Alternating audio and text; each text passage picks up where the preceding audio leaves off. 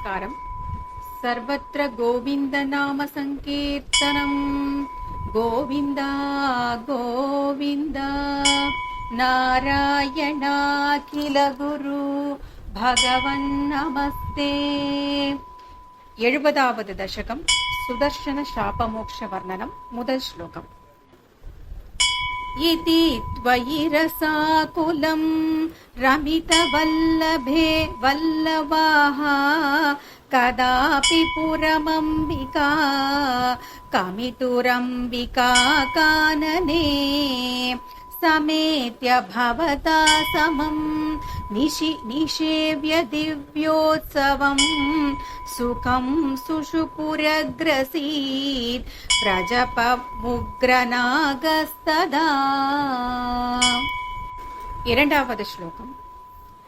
समुन्मुखमतोल्मुखैः अभिहतेऽपि तस्मिन् बलात् अमुञ्चति भवत्पदे न्यपति पाहि पाहीति तैः तदा खलु पदा भवान् समुपगम्य पस्पर्शतम् बभौ स च निजां तनुम् समुपसाद्य वैद्याधरीम्।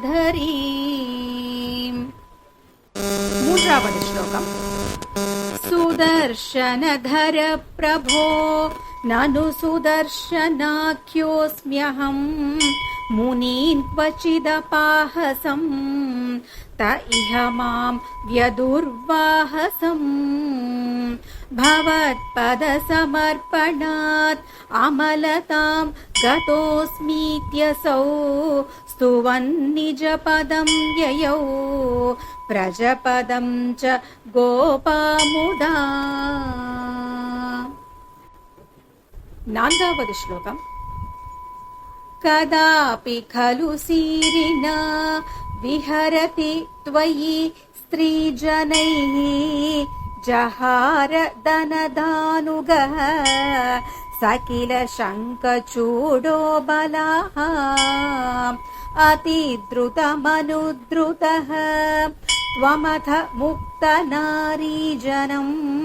रुरोजिथ शिरोमणिम् हलभृते च तस्या ददाः। ஐந்தாவது श्लोकम्। दिनेषु च सुहृज्जनैः सह वनेषु लीलापरम् मनोभवमनोहरम्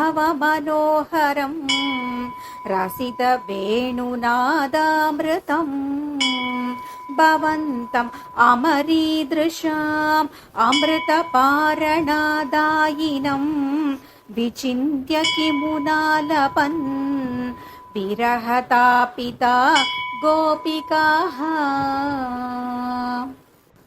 आरावद् श्लोकम्। भोजराजभृत कस्त्वत कश्चित् कष्टदुष्टपत दृष्टिररिष्टः निष्ठुराकृतिरपाष्टुनिनादः तिष्ठते स्म भवते वृषरूपी। ஏழாவது श्लोकम्। शाक्वरोऽथ जगति धृतिहारी मूर्तिमेष बृहतीं प्रदधानः पङ्क्तिमाशु परिगूर्ण्य पशूनां छन्दसां निधिमवाप भवन्तम्। எட்டாவது श्लोकम्।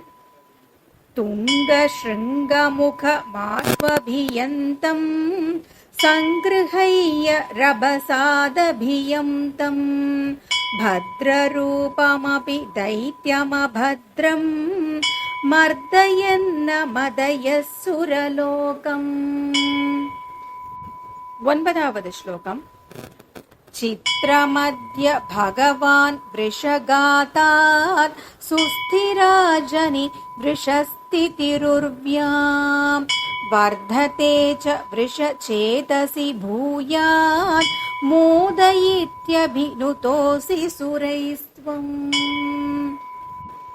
10வது श्लोकम्।